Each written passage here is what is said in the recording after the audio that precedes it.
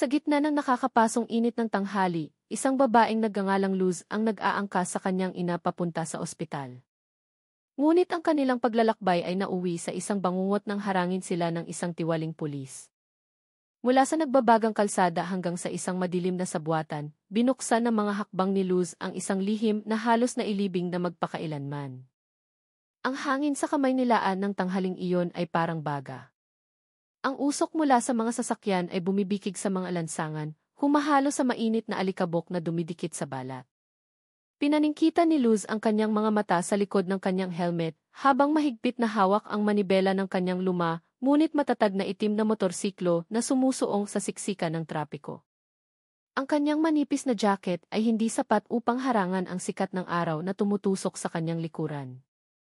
Sa kanyang likod, si Nanay Elena ay nakaupo ng mahina, hawak ang kanyang dibdib habang pinipigilan ang pag-ubo. Mababaw at hirap ang kanyang paghinga. Paminsan-minsan, ipinipikit niya ang kanyang mga mata upang tiisin ang sakit na gumagapang mula sa dibdib hanggang sa kanyang mga balikat. Si Luz ay sumusulyap paminsan-minsan upang tiyaking kayapan ng kanyang ina. Wala siyang pakialam sa init. Iisa lang ang nasa isip niya, ang ospital na ilang kilometro pa ang layo. Bawat paghinto sa ilaw trapiko ay parang isang pagpapahirap. Ang mga makina ng mga kotse at iba pang motorsiklo ay umuugong ng malakas, na para bang ang mundo ay nag-uunahan ng walang pakialam kung sino ang maiiwan. Ang pawis ni Luz ay tumutulo ng malakas, binabasa ang kanyang sentido at liig.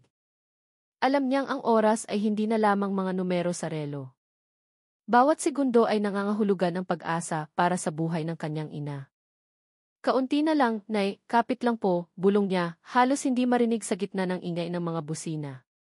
Si Nanay Elena ay tumango lamang ng marahan. Malungkot ang kanyang mga mata, ngunit mayroon pa ring ngiti ng pagmamahal. Ang ngiting iyon ang nagtulak kay Luz na masigpitan ang pagpihit sa gas, pinapabilis ang takbo ng lumang motorsiklo sa siksikang daloy ng trapiko. Sa kahabaan ng daan, ang tanawin ng lungsod ay tila banyaga sa kanya. Ang malalaking billboard, mga anunsyo, at mga gusaling salamin ay nagpapakislap sa nakakasilaw na sikat ng araw. Para siyang naglalakbay sa pagitan ng init at ng paubos na oras. Inunahan niya ang isang kotse, pagkatapos ay dalawa pa, pinipilit ang motorsiklo na magtrabaho ng higit sa nararapat. Ang bawat ugong ng makina at haginit ng hangin ay nagpapabilis sa tibok ng kanyang puso. Alam niyang tinitiis ng kanyang ina ang sakit, ngunit pinipiling manahimik upang hindi na siya mag-alala pa. Sa dibdib ni Luz, may naghahalong takot, pagkasindak at matigas na determinasyon. Ngunit sa likod ng lahat ng iyon, mayroong isang kakaibang kapanatagan. Sanay na si Luz na mabuhay sa ilalim ng presyon. Ang mahirap na buhay sa Maynila ay nagturo sa kanya na huwag basta-basta sumuko. Para sa kanya, gaano man kasikip o kainit ang daan, laging may dulo. Hindi niya alam na ang tila ordinaryong tanghaling iyon ay magiging simula ng isang bagay na mas malaki. Sa ilalim ng walang awang sikat ng araw, ang tadhana ay nagsimulang umikot ng dahan-dahan ngunit tiyak. Isang anino mula sa malayo ang nagmamasid sa kanila, naghihintay ng tamang sandali upang humarang, upang gawing isang kwentong hindi na magiging katulad ng dati ang kanilang paglalakbay patungo sa ospital. Isang malakas na pito ang pumunit sa hangin. Biglang hinila ni Luz ang preno. Ang kanyang itim na motorsiklo ay huminto kasabay ng isang matinis na tunog sa ibabaw ng nag-uusok na aspalto. Isang pulis na nakaunipormeng kayumanggi ang nakatayo ng tuwid sa gitna ng kalsada. Ang kanyang mukha ay matigas at ang mga mata ay matalim, na para bang naghahanap ng gulo. Sa kanyang dibdib, nakaburda ang pangalang T. Vargas. Ang kanyang ranggo, DC-1, ay nagpapahiwatig na hindi siya baguhan sa serbisyo. Sa isang mabagal ngunit puno ng peking otoridad na kilos, ikinaway niya ang kanyang kamay, inuutusan si Luz na tumabi sa gilid ng daan. Sumunod si Luz nang walang tanong. Bagaman nagsimulang bumilis ang tibok ng kanyang puso, inisip niyang isa lamang itong ordinaryong checkpoint. Ngunit mayroong kakaiba sa paraan ng pagtingin ng lalaki na nagdulot sa kanya ng kaba. Lumapit si Vargas habang tinatapik-tapik ang isang maliit na batuta sa kanyang kamay. Alam mo ba kung bakit kita pinahinto? Ang kanyang boses ay malalim at puno ng diin. Tinanggal ni Luz ang kanyang helmet at tiningnan siya ng may paggalang. Paumanhin po, sir. Hindi ko po alam. Nagmamadali po kami. May sakit po ang nanay ko, maingat niyang sagot. Ngunit ang mukha ni Vargas ay hindi nagpakita ng anumang simpatya. Humalakhak siya ng mahina at tiningnan ang lumang motorsiklo mula ulo hanggang paa na para bang tinatantiya ang halaga nito. Ang tinging iyon ay nagpainit sa dugo ni Luz, ngunit pinigilan niya ang sarili. Alam niyang maaaring maging komplikado ang sitwasyon kung lalaban siya. Si Nanay Elena, na mahinang nakaupo sa likuran, ay nakayuko lamang. Nanginginig ang kanyang mga kamay habang hawak ang isang maliit na bag na naglalaman ng kanyang mga gamot. Ang kapaligiran sa kalsada ay nagsimulang bumagal. Ilang motorista ang sumulyap sa kanila bago mabilis na umalis, ayaw makisali. Samantala, lumakad palapit si Vargas. Ang distansya niya ay isang dangkal na lang mula kay Luz. Napakabilis ng takbo mo kanina, sabi niya ng walang emosyon. Paglabag yan. Kumunot ang noo ni Luz, sinusubukang magpaliwanag ng may pasensya. Medyo mabilis nga po kami, sir. Pero kailangan na po talagang madala sa ospital ang nanay ko. Emergency po ito, pakiusap. Ngunit si Vargas ay nanatili sa kanyang mayabang na tono, tinitingnan siya ng may mapanuyang tingin na nagparamdam kay Luz na siya'y napapahiya. Tila ninanamnam niya ang kanyang posisyon ng kapangyarihan sa gitna ng sikat ng araw at mga tingin ng mga tao. Sa kanyang puso, nagsimulang mabahala si Luz. Mayroong mali. Ang paraan ng pagtingin ni Vargas ay hindi tulad ng isang opisyal na nagpapatupad ng batas, kundi tulad ng isang taong naghahanap ng pagkakataon. Tinitigan niya ang mukha ni Luz ng mas matagal kaysa sa nararapat, pagkatapos ay dahan-dahang inikot ang motorsiklo. Mga papeles mo, maikli niyang sabi. Nagmamadaling inabot ni Luz ang lahat, umaasang matatapos na agad ang usapang ito. Ngunit sa gilid ng kanyang mata, nakita niya ang isang manipis na ngiti na lumitaw sa mga labi ni Vargas. Isang ngiti na nagparamdam na mas mainit pa ang hangin ang tanghaling iyon. Sa sandaling iyon, alam ni Luz na hindi ito isang ordinaryong pagsusuri lamang. Ito ang simula ng isang bagay na mas madilim. Tinitigan ni Vargas ang mga papeles ng sasakyan ng matagal na para bang naghahanap ng maliit na pagkakamali na maaaring gawing dahilan. Ang kanyang mga kamay ay gumagalaw ng mabagal, ngunit ang kanyang mga mata ay hindi inaalis sa mukha ni Luz. Alam mo ba kung bakit kita pinahinto? Ulit niya sa isang tonong pilit na ginagawang may otoridad, ngunit parang isang pang-insulto. Napalunok si Luz, sinusubukang manatiling kalmado sa ilalim ng nakakapasong sikat ng araw. Paumanhin po, sir. Medyo nagmamadali po talaga ako. Ang nanay ko po ay may sakit at papunta kami sa ospital, magalang niyang sabi. Ngunit, sa halip na magpakita ng pangunawa, si Vargas ay nagpakawala ng isang maikling, mapanuyang tawa. Para bang ang kanyang sinabi ay isang murang palusot lamang. Lahat naman ng motorista ganyan ang sinasabi, anya. Ang tono ng kanyang boses ay naging malamig at mapilit. Si Nanay Elena, na nakaupo pa rin sa likod ng motorsiklo, ay sumubok na ring magsalita. Totoo po, sir. Masama po talaga ang pakiramdam ko. Ang kanyang boses ay mahina, halos hindi marinig. Ngunit si Vargas ay hindi man lang lumingon. Inikot niya ang motorsiklo, tinapik ang upuan, at tiningnan ang salamin sa gilid na nanginginig dahil sa init. Tumatakbo ka ng mahigit 6 na po sa isang major road, sabi niya ng marahan ngunit mariin. Alam mong paglabag yan. Pwede kitang tiketan ngayon din ni. Yumuko sandali si Luz, huminga ng malalim. Alam niyang hindi totoo ang bilis na ibinibintang sa kanya, ngunit ang pakikipagtalo sa kalsada ay magpapahaba lamang ng problema. Kung nagkamali po ako, sige po, tiketan niyo na lang po ako, sir, anya. Nanginginig ang kanyang boses sa pagitan ng pasensya at galit. Ngunit hindi doon huminto si Vargas. Tinitigan niya si Luz ng may hindi kaaya-ayang ngiti. Isang ngiti na mas mukhang isang nakatagong banta. Pwede kitang tulungan para hindi ka na dumaan sa mahabang proseso, sabi niya, lumapit ng kaunti. Pero alam mo naman, ang tulong ay may katumbas din. Ang tono ng kanyang pananalita ay naging malambing ngunit nakakasuklam, tulad ng isang taong sanay na samantalahin ang sitwasyon ng iba. Natigilan si Luz. Ang mga salitang iyon ay tumusok sa huling piraso ng respeto na mayroon pa siya para sa uniforme ng pulis. Ang init ng araw ay humalo na ngayon sa init ng galit na nagsisimulang kumulo sa kanyang dibdib. Tumingin siya ng diretso kay Vargas, sinusubukang unawain ang tunay na kahulugan ng kanyang mga salita. Hindi ko po kailangan ng tulong niyo, sir. Gusto ko lang pong madala agad ang nanay ko sa ospital, matigas niyang sabi nang hindi ibinababa ang tingin.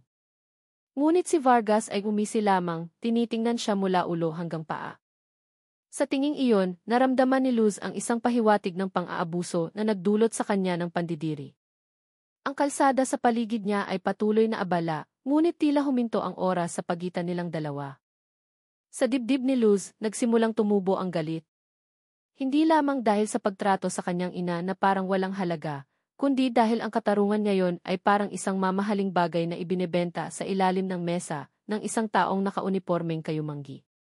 Ibinaba ni Vargas ang kanyang ulo, lumapit ng kaunti kay Luz hanggang sa maramdaman niya ang hininga nito sa kanyang tainga. Kung gusto mong ituloy ang biyahe, magbayad ka ng 2,000.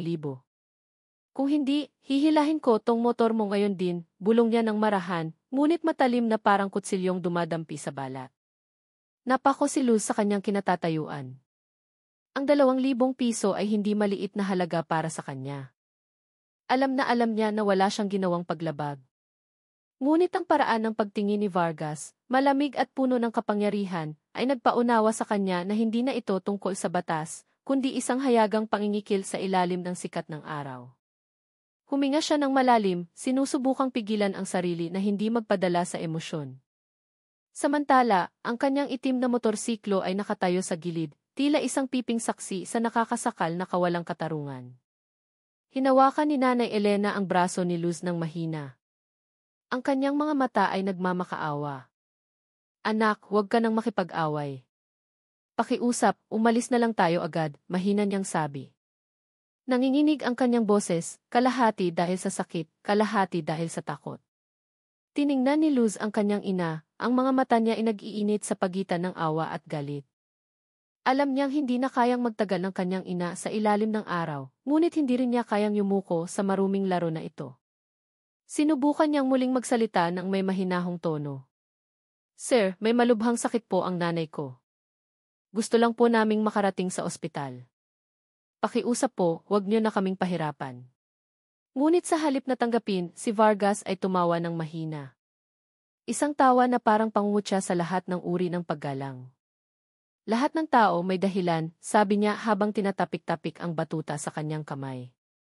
Pero ginagawa ko lang ang trabaho ko. Kung gusto mong mapadali to, bigyan mo na lang ako ng 2,000. Ituring mo na lang na pangyosi. Sinabi niya ito ng kaswal, ngunit ang tingin ng kanyang mga mata ay puno ng banta. Naramdaman ni Luz ang malakas na pagtibok ng kanyang puso. Nararamdaman niya ang mga tingin ng mga tao mula sa malayo. Ilang motorista na ang nagsimulang magdahan-dahan upang tingnan kung ano ang nangyayari. Ang sitwasyong iyon ay lalong nagpalakas ng loob ni Vargas. Umatras siya ng isang hakbang at iniabot ang kanyang kamay ng walang pakundangan na para bang naghihintay na lamang ng perang ililipat. Tinitigan ni Luz ang kamay na iyon ng matagal, pagkatapos ay tiningnan ang mukha ni Vargas ng may matalim na tingin. Wala nang takot, tanging isang kumukulong pagkasuklam. Hindi po ako magbabayad, sir, matigas niyang sabi. Bawat salita ay lumabas ng may matinding diin. Wala po kaming kasalanan. Ang boses ni Luz ay pumutol sa panandali ang katahimikan na naging dahilan upang ilang tao sa paligid ay huminto at mag-usisa. Tiningnan ni Nanay Elena ang kanyang anak nang may pag-aalala, alam kung ano ang maaaring maging masamang resulta ng ginawa nito. Ngunit para kay Luz, sa sandaling iyon, mas mahalaga ang dignidad at katotohanan kaysa sa takot. Hindi niya namamalayan na ang kanyang pagtanggi ay nagsindi na pala ng isang malaking apoy na magbabago sa kanilang kapalaran. Tumayo si Luz ng tuwid sa ilalim ng sikat ng araw. Ang kanyang mukha ay matigas at ang kanyang mga mata ay hindi kumukurap. Alam niyang ang mga salitang binitiwan niya ay lumabag sa isang hindi nakasulat na linya na kinatatakutan ng marami, ang linya sa pagitan ng pagsunod at ng katapangang labanan ang kapangyarihan. Hindi po ako magbabayad, sir. Wala po kaming kasalanan. Ang kanyang boses ay lumabas ng malinaw, malakas, at umalingaw sa gitna ng trapikong bumabagal. Ilang motorista ang huminto. May mga tumitingin ng may pag-usisa. Mayroon namang tahimik na binuksan ang kamera ng kanilang mga cellphone. Ang hangin sa paligid nila ay tila tumigas. Para bang alam ng lahat na may masamang mangyayari. Samantala, si Nanay Elena ay nakaupo ng mahina sa motorsiklo. Nanginginig ang kanyang mga mata habang tinitingnan ang kanyang anak ng may pag-aalala. Sinubukan niyang kumapit, ngunit ang kanyang katawan ay masyadong mahina. Tinitigan ni Vargas si Luz ng walang kurap. Ang kanyang matalim na tingin ay naging purong galit.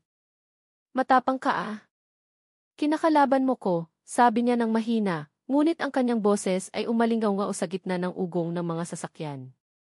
Ang kanyang mga hakbang ay mabigat, dahan-dahang lumalapit hanggang ang kanyang mukha ay ilang pulgada na lang mula kay Luz. Ang amoy ng pawis at murang pabango ay humalo sa amoy ng gasolina mula sa kalsada. Hindi umatras si Luz, bahagyang iniangat ang kanyang baba, isang senyales na hindi siya natatakot. Sa likod ng kanyang mga mata, mayroong isang maliit na apoy na nagliliyab, ang galit na matagal na niyang kinimkim laban sa kawalang katarungan na madalas niyang nakikita sa daan. Napansin ni Vargas ang ekspresyong iyon at lalo siyang nag-init. Tumingin siya sa paligid, batid na lahat ng mata ay nakatuon sa kanya, at ang kanyang dangal bilang isang alagad ng batas ay nagsisimulang mayurakan. Sa isang iglap, sumabog ang kanyang galit. Walang babala, ang kanyang kamay ay mabilis na dumapo sa mukha ni Luz. Ang tunog ng sampal ay malinaw na narinig, pumunit sa hangin at nagpatahimik sa mga tao. Napalingon ang ulo ni Luz. Namula ang kanyang pisngi, ngunit ang kanyang katawan ay nanatiling tuwid. Napasigaw si Nanay Elena. Luz, garalgal at puno ng takot ang kanyang boses. Ngunit hindi huminto si Vargas. Ang kanyang tingin ay mailap, ang kanyang tono ay naging magaspang. Sino ka ba sa akala mo? Ha! Sigaw niya habang dinuduro ang mukha ni Luz na ngayon ay tumitingin pabalik ng mailuhang mga mata, ngunit hindi natitinag. Hindi sumagot si Luz, hindi sumigaw, nanatili lamang siyang nakatayo ng may matigas na panga, nakatitig diretso sa mga mata ng lalaki na parabang gusto niyang tumagos sa kabulukan sa likod ng kanyang uniforme. Ang kapaligiran sa paligid ay naging nakakabinging tahimik. Ang mainit na hangin ay nagdala ng maliliit na alikabok na umiikot sa pagitan ng mga paan ng mga taong nagsisimula ng magkumpol. Ilang cellphone ang patuloy na nagre-record, ang iba ay nanginginig sa kamay ng mga may-ari nitong natatakot. Bumaba si Nanay Elena sa motor upang subukang protektahan ang kanyang anak, ngunit ang kanyang mga hakbang ay hindi sigurado. Si Vargas, na nawalan na ng kontrol, ay marahas siyang itinulak hanggang sa bumagsak siya sa aspalto. Nagulat si Luz, nanlaki ang kanyang mga mata nang makita ang kanyang inang bumagsak. Sa segundong iyon, mayroong isang bagay sa loob niya ang nabasag. Ang hangganan ng pasensya na matagal na niyang iningatan ay tuluyang gumuho. Hindi na niya nakikita ang isang pulis sa kanyang harapan, kundi isang simbolo ng lahat ng kawalang katarungan na sumakit sa mga mahihinang tulad niya. At mula sa kanyang kalooban, ang tunay na galit ay nagsimulang bumangon. Ang tunog ng sampal ay umalingaw-ngaw sa gitna ng ugong ng mga sasakyan at sa puso ng lahat ng nakakita. Napasigaw ng mahina si Nanay Elena. Ang kanyang marupok na katawan ay mabilis na kumilos upang subukang protektahan ang kanyang anak. Ngunit bago pa siya makalapit, malakas siyang itinulak ng magaspang na kamay ni Vargas hanggang sa ang kanyang katawan ay bumagsak sa mainit na aspalto. Ang kanilang itim na motorsiklo ay tumumba rin. Ang tunog ng metal ay kumalansing ng malakas sa gitna ng abalang kalsada. Tiningnan ni Luz ang kanyang ina na nakahandusay, hirap sa paghinga. Nanginginig ang katawan nito sa sakit. Ang hangin ng tanghali ay tila lalong bumigat na parang pumipiga mula sa lahat ng direksyon. Sinubukan pa rin ni Luz na pigilan ang sarili, sinusubukang maniwala na mayroon pang kahit kaunting pagkatao sa lalaking nakauniporme sa kanyang harapan. Ngunit ang pag-asang iyon ay biglang nadurog nang lumakad palapit si Vargas, tinitingnan sila ng may malupit na ngiti na nagpakulo sa dugo ni Luz. Walang kahit katiting na awa, itinaas ni Vargas ang kanyang binti at sinipa ang tiyan ni Nanay Elena na nakahandusay na. Isang tunog ng ubo at daing ang sabay na lumabas. Ang matandang katawan ay namilipit sa sakit sa ilalim ng sikat ng araw. Ang mga tao sa paligid ay nagsimulang mag-ingay. Mayroong sumigaw, mayroong nagmura, ngunit walang sinumang nangahas na lumapit. Ang ilan ay itinaas lamang ang kanilang mga cellphone, nagre-record ng may nanginginig na mga kamay. Lumingon si Vargas sa kanila at sumigaw, "Umatras kayo." Trabaho to ng pulis. Ang kanyang boses ay malakas, pinipilit ang lahat na unang sumulong ng isang hakbang na umatras ng 2 hakbang.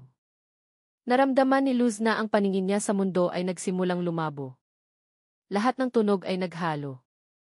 Ang sigawan ng mga tao, ang ingay ng mga makina, at ang mabigat na paghinga ng kanyang ina ay naging isang nakakabinging ingay. Tiningnan niya si Vargas ng matagal.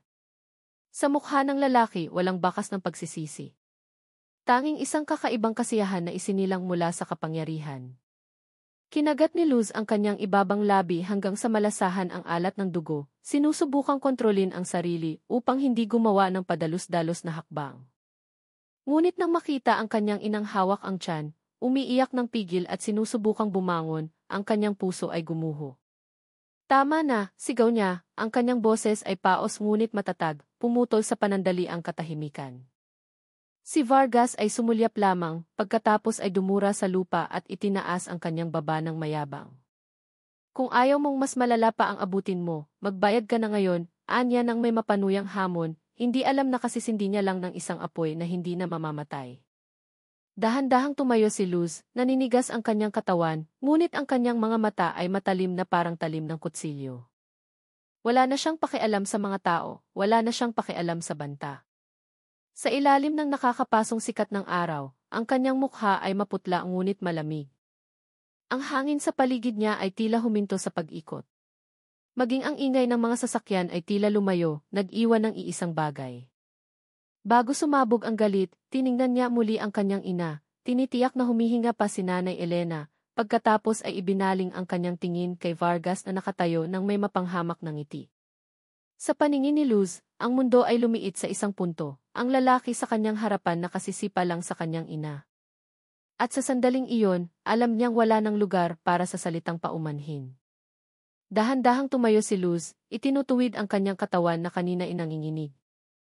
Ang kanyang mukha ay namumula hindi dahil sa init, kundi dahil sa galit na ngayon ay naging purong lakas.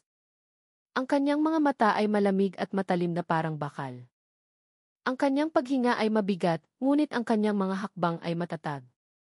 Lumakad siya palapit kay Vargas na nakatayo pa rin nang may pagmamalaki sa dibdib, hindi inaasahan na ang babae sa kanyang harapan ay naglalaman ng isang bagyo sa loob. Sa kanilang paligid, ang mga tao ay napigil sa paghinga. Ang ilan ay dahan-dahang umatras, takot na makita kung saan patungo ang sitwasyong lalong hindi makontrol. Ang sikat ng araw ay nakakasilaw sa aspalto, ngunit sa gitna ng init na iyon, ang aura ni Luz ay lalong lumakas. Huminto siya sa mismong harapan ni Vargas, tumingin ng diretsyo ng walang takot, at nagsalita ng mahina ngunit mariin. Tama na. Ngunit para kay Vargas, ang salitang iyon ay isang hamon. Itinaas niya ang kanyang baba at mumisi. Kung ayaw mong magbayad, sisiguraduhin kong magsisisi ka, magaspang niyang sabi. Ang sumunod na segundo ay napakabilis. Hindi na nag-isip si Luz. Lahat ng takot ay naglaho kasabay ng haginit ng hangin nang ang kanyang binti ay umikot pasulong. Isang malakas na sipa ang tumama sa mukha ni Vargas, kasabay ng isang malakas na tunog na nagpasigaw sa mga tao sa gulat. Ang katawan ni Vargas ay tumilapon, bumagsak ng malakas sa mainit na aspalto. Isang daing ang lumabas sa kanyang bibig kasama ng dugong tumulo sa gilid ng kanyang labi. Lahat ay natahimik. Walang makapaniwala na ang isang babaeng mukhang ordinaryo ay kayang magpabagsak ng isang malaking pulis sa isang galaw lamang.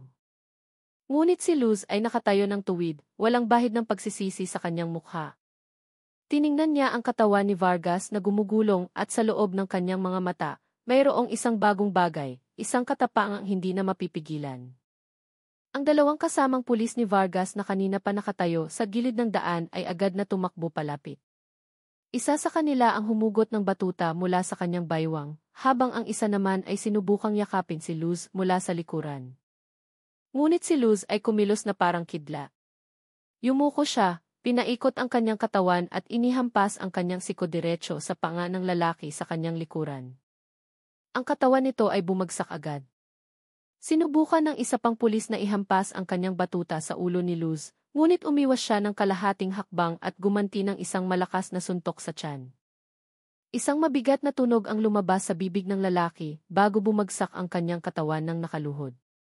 Maliliit na sigawan mula sa mga tao ang nagsimulang marinig sa pagitan ng paghanga at takot habang pinapanood ang isang babae na lumalaban sa tatlong alagad ng batas ng walang pag-aalinlangan. Sa loob lamang ng ilang segundo, ang mainit na kalsada ay naging isang arena ng labanan. Ang mga tao ay nagre-record mula sa malayo. Ang tunog ng mga busina at sigawan ay naghalo. Nakatayo si Luz sa gitna, hirap sa paghinga, bahagyang nanginginig ang kanyang mga kamay, ngunit ang kanyang mga mata ay matalim pa rin. Tumingin siya sa paligid, tinitiyak na wala nang nakatayong banta. Si Nanay Elena ay nakahandusay pa rin sa aspalto, sinusubukang bumangon ng may mahinang katawan. Ngunit ngayon ang kanyang mga mata ay luhaan habang tinitingnan ang kanyang anak na nakatayo ng tuwid laban sa kawalang katarungan na dati tinatanggap na lang nila. Samantala, si Vargas na ngayon ay nakahandusay sa lupa ay dahan-dahang bumangon ng may duguan ang mukha. Ngunit sa pagkakataong ito, hindi si Luz ang mukhang takot, kundi siya. Sa gitna ng tanghaling tapat at mga tingin ang dose-dosenang pares ng mata, si Luz ay tumayo bilang isang simbolo ng paglaban at sa unang pagkakataon, ang takot ay lumipat ng panig. Manipis na usok ang umuusbong mula sa mainit na aspalto, humahalo sa alikabok na nililipad ng mga nagpapanik na hakbang. 3 pulis na nakauniporme ang nakahandusay sa lupa. 2 ang walang malay, ang isa naman ay umuungol sa sakit habang hawak ang kanyang panga. Nakatayo si Luz sa gitna nila. Ang kanyang katawan ay tuwid, ngunit hirap siyang huminga. Ang kanyang damit ay basang-basa ng pawis. Ilang hibla ng kanyang buhok ang kumawala sa pagkakatali at dumikit sa kanyang mukha. Ang kanyang mga mata ay matalim pa ring nakatitig kay Vargas na ngayon ay nakahandusay na may tumutulong dugo sa pisngi. Isang panandali ang katahimikan ang bumalot sa paligid. Ang lahat ng taong kanina isumisigaw ay natahimik, hindi makapaniwala sa kanilang nasaksihan. Si Luz na mukhang ordinaryo ay nakatayo ngayon na parang isang taong hindi kayang hawakan, matatag, malakas, at nakakatakot. Sinubukan ni Nanay Elena na bumangon ng may nanginginig na katawan. Ang kanyang mga kamay ay naghahanap ng suporta sa pagitan ng nakatumbang motorsiklo at ng mainit na aspaltong tumutusok sa balat. Luz, tama na, anak, mahina niyang sabi. Halos hindi marinig ang kanyang boses. Mabilis na lumingon si Luz at nang makita ang kanyang ina na sinusubukang tumayo, ang lahat ng galit na kanina inag-aalab ay dahan-dahang napalitan ng pag-aalala. Tumakbo siya palapit upang tulungan ang kanyang ina, inaayos ang posisyon ng bag at ng kanyang belo. Sa kanyang paligid, ang mga tao ay nagsimulang gumalaw. Mayroong lumapit upang tumulong, ngunit karamihan ay piniling umatras, takot na masangkot pa. Sa gitna ng bulungan ng mga tao, mayroong tono ng paghanga at takot na naghalo. At mula sa malayo, nagsimulang marinig ang tunog ng sirena. Sa unay mahina, pagkatapos ay lalong lumakas, mabilis na papalapit sa gitna ng trapiko. Ang pula at asul na ilaw ng strobo ay tumatama sa mga salamin ng mga kotseng nakahinto. Lumingon si Luz sa direksyon ng tunog na iyon at walang pag-iisip, agad na kumilos ang kanyang instinct. Alam niyang kapag dumating ang patrol car na iyon, wala silang pakialam kung sino ang tama o mali. Lahat ng lumalaban sa uniforme ay ituturing na kriminal. Ilang segundo na lang ang natitira sa kanila. Hinawakan niya ng mahigpit ang braso ng kanyang ina, tinutulungang sumakay sa itim na motorsiklo na ngayon ay nakatagilid. Nag-atubili ang makina nang sinubukan niyang paandarin ito, ngunit sa huli umandar din ito ng may paos at magaspang na tunog. Tumingin si Luz sa likuran ng isang huling beses. Si Vargas ay nakahandusay pa rin, ang kanyang mukha ay maputla sa ilalim ng nakakasilaw na liwanag ng araw. Ilang residente pa rin ang nagre-record gamit ang kanilang mga cellphone. Habang mula sa malayo, ang tunog ng sirena ay lalong lumilinaw, papalapit na parang isang banta. Huminga siya ng malalim pagkatapos ay pinaharurot ang motorsiklo at sumuong sa mga tao. Nagbigay daan ang mga tao. Ang ilan ay sumisigaw ng suporta, ang ilan ay tahimik lamang na nakatingin. Sa maliit na salamin ng kanyang motorsiklo, nakita ni Luz ang isang police car na lumiliko sa kanto, ngunit hindi na siya lumingon pa. Nakatuon lamang siya sa isang bagay, ang lumayo ng mas mabilis hanggat maaari. Sa kanilang likuran, ang kalsada na kanina ay naging isang larangan ng paglaban ay tahimik na ngayon, nag-iiwan ng alikabok, dugo, at mga bakas ng isang dalagang humamon sa isang sistema na mas malaki pa kaysa sa kanya. Ilang oras matapos ang insidente, ang mundo sa social media ay naging isang bagong arena. Isang 2 minutong video na nagpapakita kay Luz na sinisipa si Vargas ay kumalat na sa iba't ibang platform. Ang pamagat ay kapansin-pansin, pulis, tinadyakan ng babae at gitna ng kalsada. Ang video ay nagpapakita ng mukha ni Luz na puno ng galit, ang dugo sa pisngi ni Vargas, at ang sigawan ng mga tao sa likuran. Sa loob lamang ng ilang oras, ang video ay napanood na ng daan-daang libong beses at naibahagi ng libo-libo pa. Ang opinyon ng publiko ay nahati.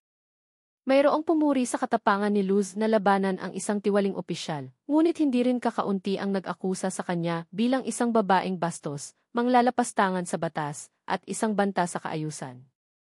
Ang pangalang babaeng nanadyak ng pulis ay naging trending kahit walang nakakaalam kung sino talaga siya. Samantala, sa ospital, si Vargas ay nakahiga sa isang kama na may benda sa pisngi at noo. Ang mga mamamahayag ay nagkukumpulan sa labas ng kanyang silid. Ang mga mikropono ay nakaabot sa kanyang mukha na mukhang mahina, ngunit puno pa rin ng kayabangan.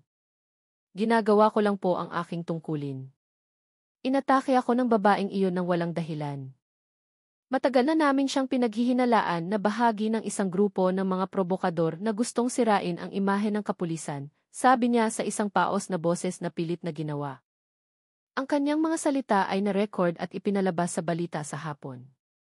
Ilang malalaking media outlet ang nagsulat ng parehong naratibo, inilalarawan si Luz bilang isang brutal na sumalakay sa isang alagad ng batas.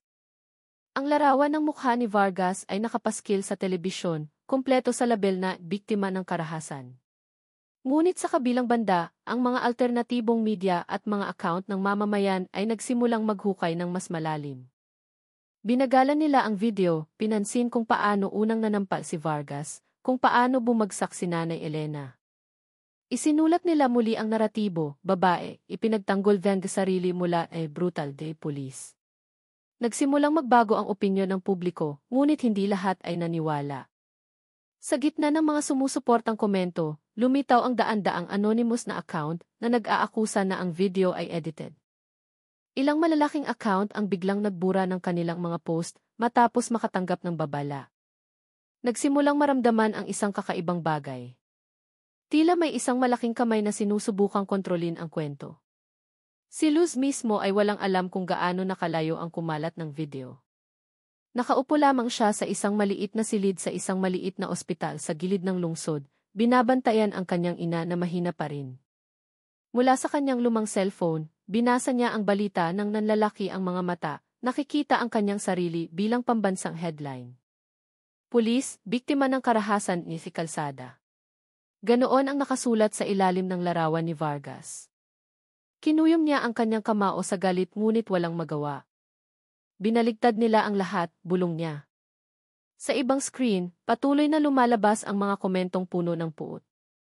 Ang mundo sa labas ngayon ay tumitingin sa kanya, hindi bilang isang anak na lumalaban para sa kanyang ina, kundi bilang isang banta sa sistema. At nang hindi niya namamalayan, isang mas malaking bagyo na ang naghihintay sa likod ng mga eksena. Hindi na sa mga kalsada, kundi sa mga madidilim na silid kung saan maaaring bilhin ang katotohanan. Ang gabi ay dumating nang may nakakasakal na katahimikan. Sa isang madilim na silid ng ospital, tanging ang tunog ng oxygen machine at ang tiktak ng orasan sa dingding ang maririnig.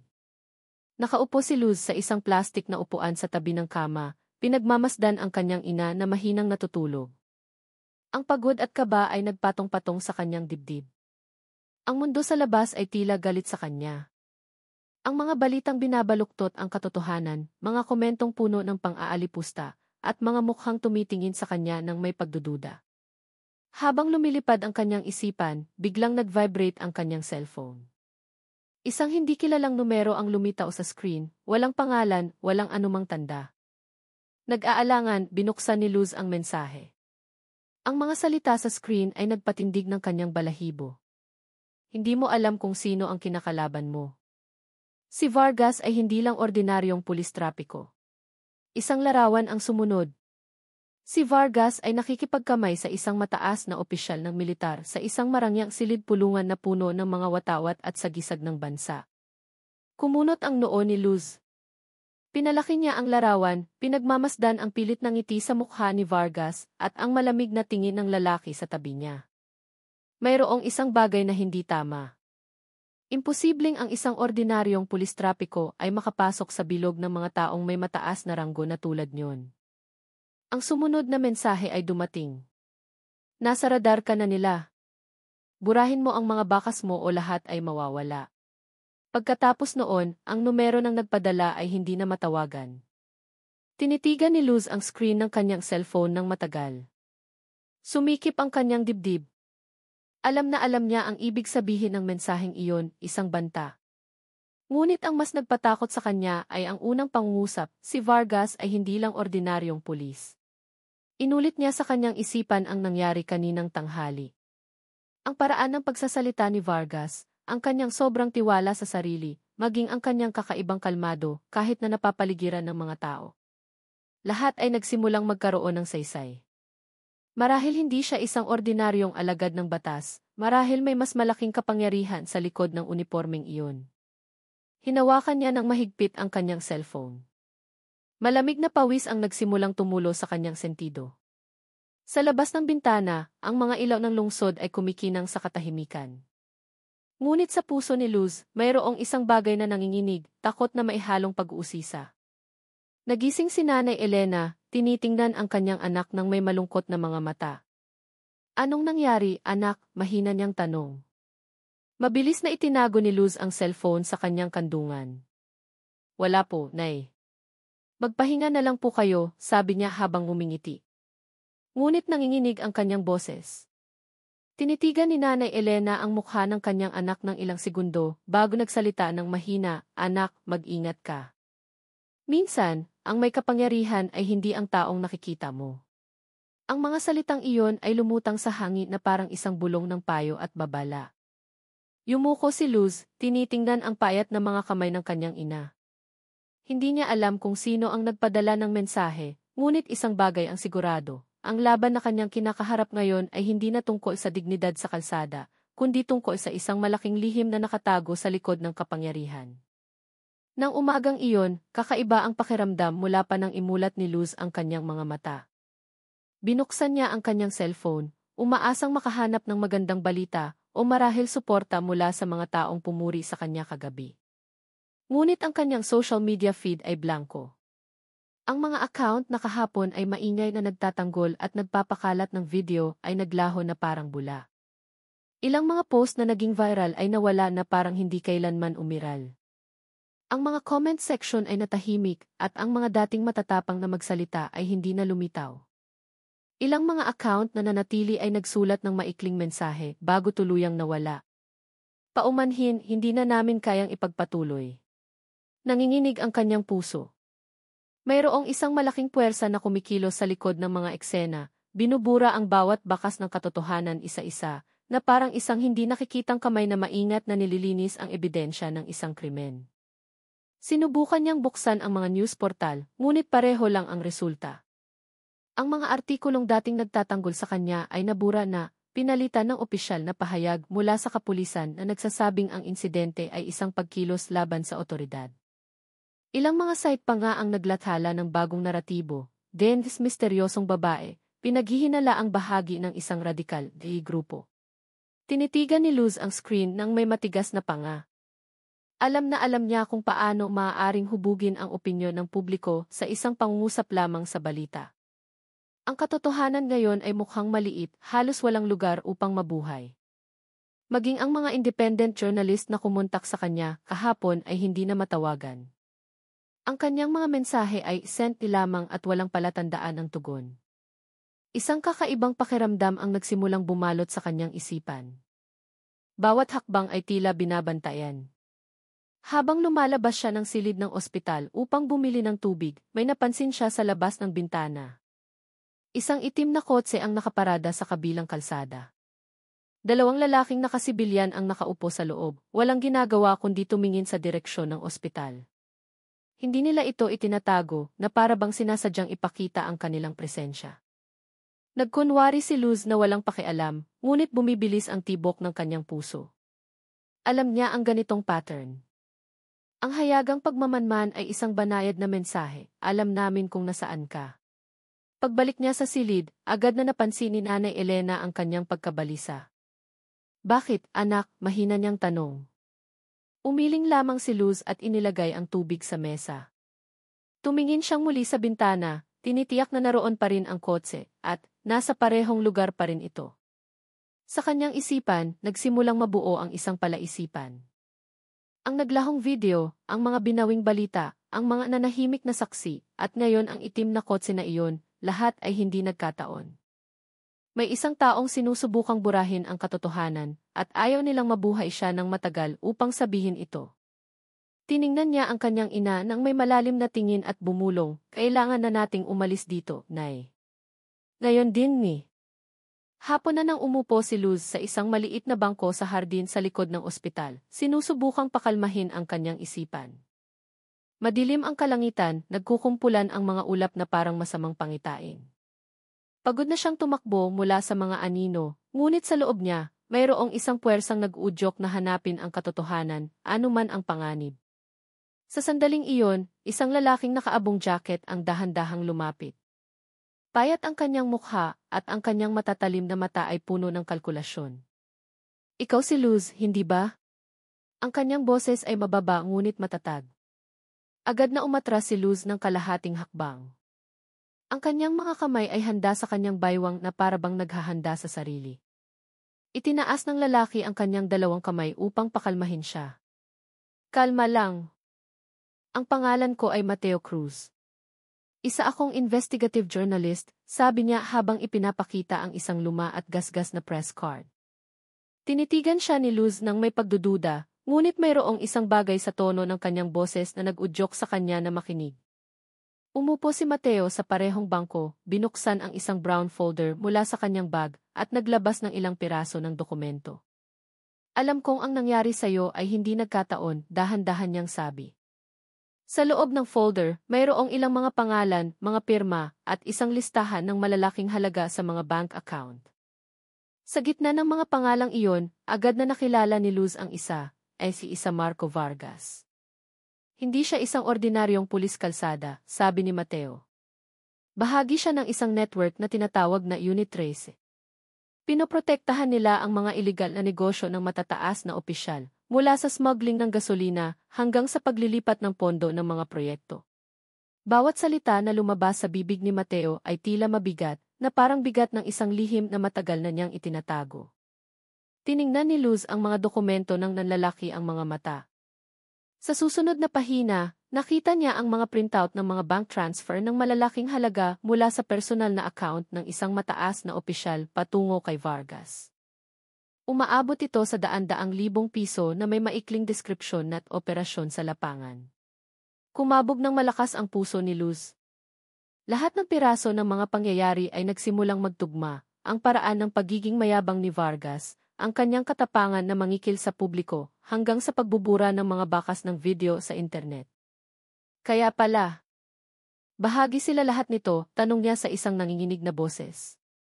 Tumingin si Mateo ng diretsyo, walang emosyon ang kanyang mukha, ngunit ang kanyang mga mata ay naglalaman ng tensyon. Nasagi mo ang isang bagay na mas malaki pa sa inaakala mo, dahan-dahan niyang sabi. At ang ibig sabihin niyan, nasa malaking panganib ka. Ilang segundong katahimikan, tanging ang tunog ng hangin at ang mga yabag ng mga tauhan ng ospital sa malayo ang maririnig. Tiningnan ni Luz si Mateo nang may mga matang puno ng tanong. Bakit mo ako tinutulungan? Huminga ng malalim ang lalaki.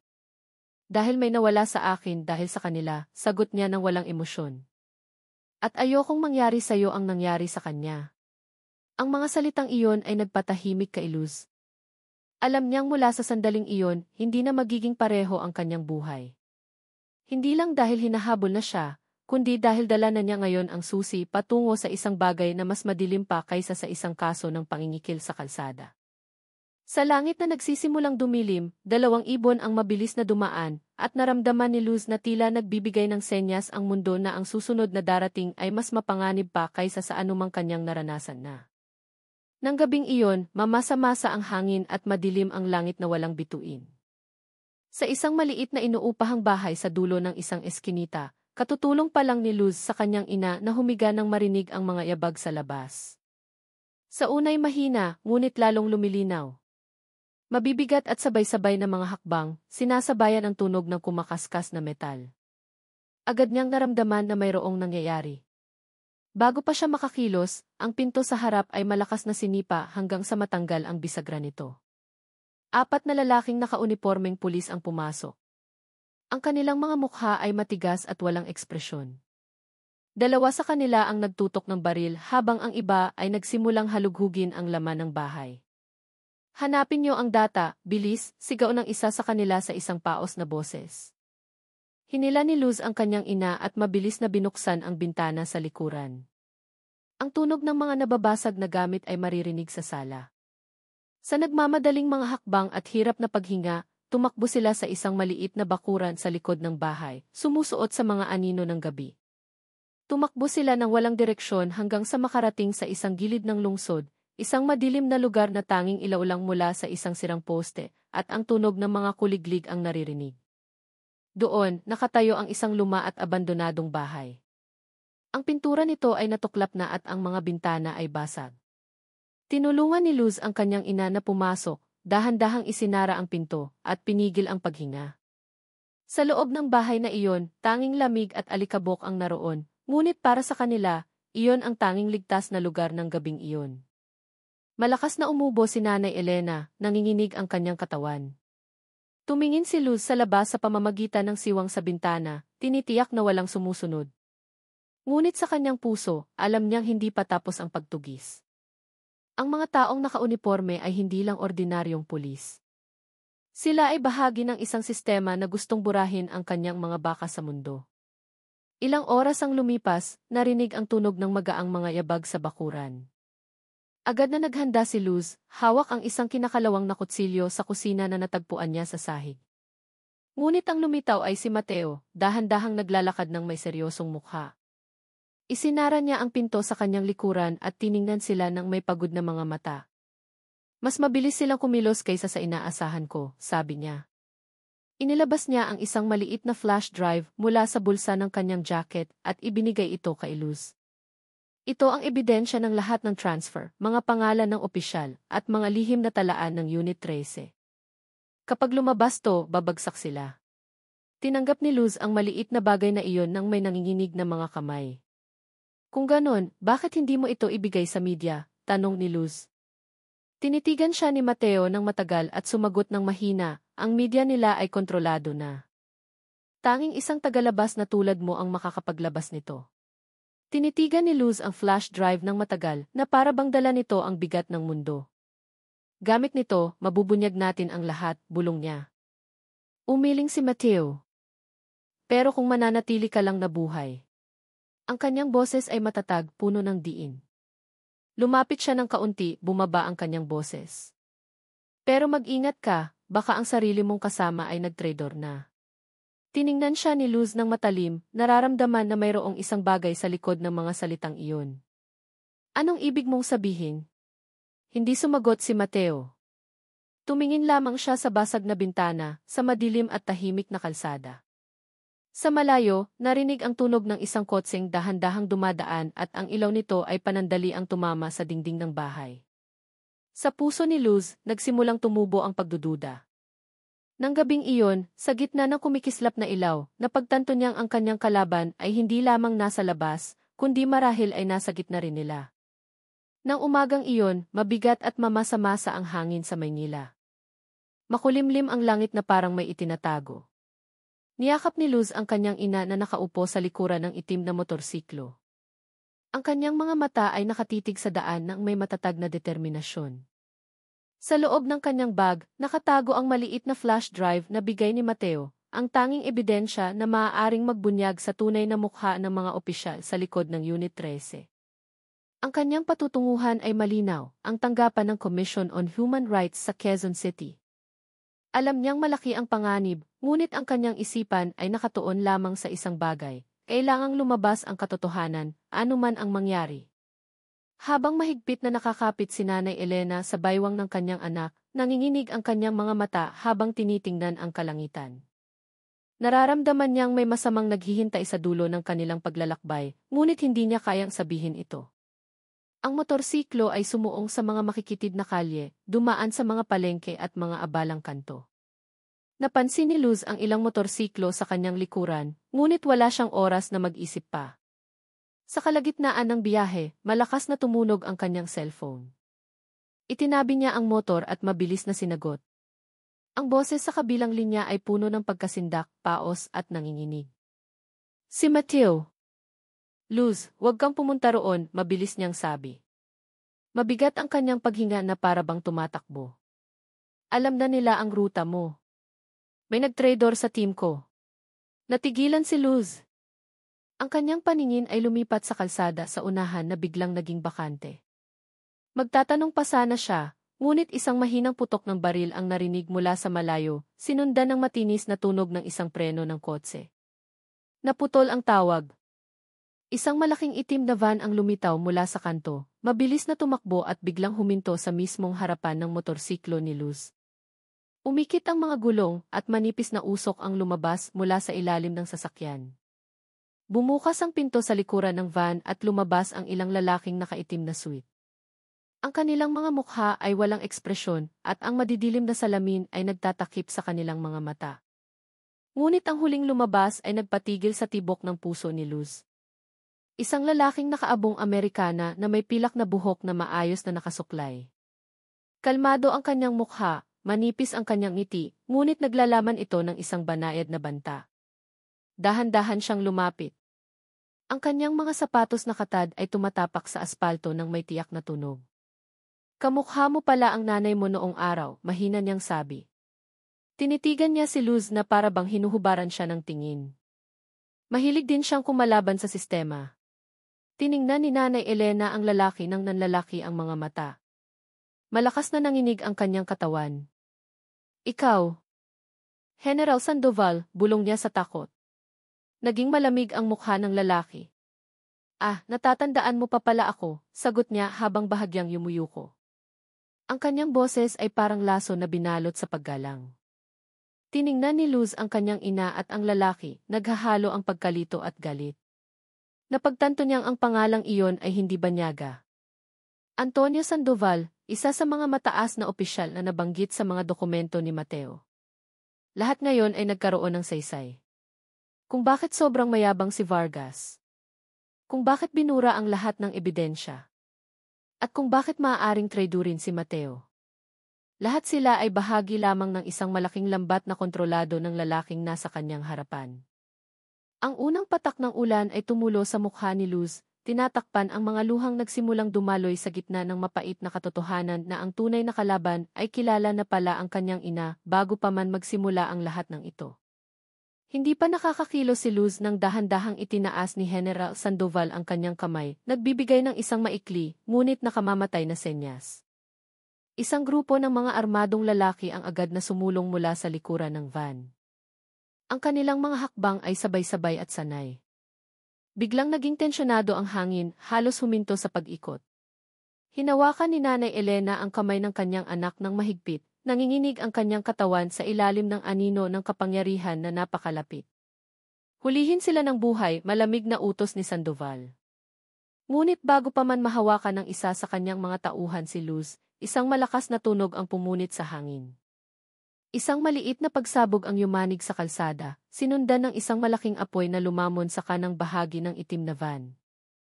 Ang liwanag ng pula at kahel na apoy ay tumama sa mga salami ng mga tindahan at ang mga sigaw ng takot ay agad na umalingaungaw. Isang makapal na usok ang lumamon sa lahat sa isang kulay abong ulap na nakakasakal. Yumuko si Luz, hinila ang kanyang ina sa kaliwang bahagi ng kalsada. Isang pangalawang pagsabog ang narinig sa malayo, ngunit sapat na upang mapaatras ang mga armadong lalaki. Takbo, nay, malakas niyang sigaw, hinihila ang braso ni Nanay Elena na tuliro pa rin. Sumuong sila sa makapal na usok, dumaan sa mga nakatumbang sasakyan at mga basag na salamin na kumikinang sa ilalim ng ilaw ng kalsada. Tinakpan ng makapal na usok ang kanilang paningin na para silang mga multo na tumatakbo sa gitna ng mga anino. Sa likuran, sumulyap si Luz at nakita si General Sandoval na nakatayo ng tuwid. Ang kanyang mukha ay nanatiling malamig kahit na sumasayaw ang apoy sa kanyang paligid. Ang tingin ng lalaki ay hindi nagpakita ng takot, tanging isang malalim na galit na parang isang mandaragit na nawala ng biktima. Tumakbo sila ng walang direksyon hanggang sa makarating sa isang makitid na eskinita sa likod ng palengke. Hirap huminga si Luz, ang pawis ay humahalo sa ulan na nagsimula ng bumuhos. Idinikit niya ang kanyang katawan sa pader, tinutulungan ang kanyang ina na tumayo. Kailangan nating magpatuloy. Hindi pa sila tumitigil, bulong niya, tinitingnan ang madilim na dulo ng eskinita. Mula sa malayo, narinig ang mga sirena at nagmamadaling mga hakbang, ngunit hindi malinaw ang kanilang direksyon. Tiningnan ni Luz ang maliit na kumikinang na bagay sa kanyang kaliwang kamay, ang flash drive na mahigpit pa rin niyang hawak kahit basa na at puno ng alikabok. Ito lang ang natitirang ebidensya, sabi niya. Ang kanyang boses ay paos ngunit puno ng determinasyon. Alam niyang hindi maniniwala ang mundo sa kanyang mga salita, ngunit hanggat naroon ang bagay na iyon, may pag-asa pa. Muli silang humakbang sa dilim, sumusuong sa lalong lumalakas na ulan. Ngunit sa malayo, sa likod ng isang poste ng ilaw, isang kihis camera ang dahan-dahang kumikislap. Nahagip ng maliit nitong lente ang anino ni Luz at ng kanyang ina ng malinaw, pinalaki ang mukha ni Luz hanggang sa mapuno nito ang screen. Ilang segundo ang lumipas, ang imahe ay lumipat sa isang madilim na silid kung saan, puno ng mga monitor at ugong ng mga makina. Isang hindi kilalang lalaki ang nakaupo sa isang silya. Ang kanyang mukha ay natatakpan ng anino. Tanging ang malalim niyang boses ang narinig. Aktibo na ang subjects negatibo 69. Simulan ang Phase 2 operation. Umalingaw-ngaw ang mga salitang iyon sa dilim. Sa isa pang screen, muling lumitaw ang mukha ni General Sandoval. Buhay pa, nakangiti pa rin. Na para bang ang pagsabog kanina ay simula pa lamang ng isang bagay na mas malaki. Maaaring iniisip ng mundo na tumatakbo si Luz para sa kanyang kaligtasan.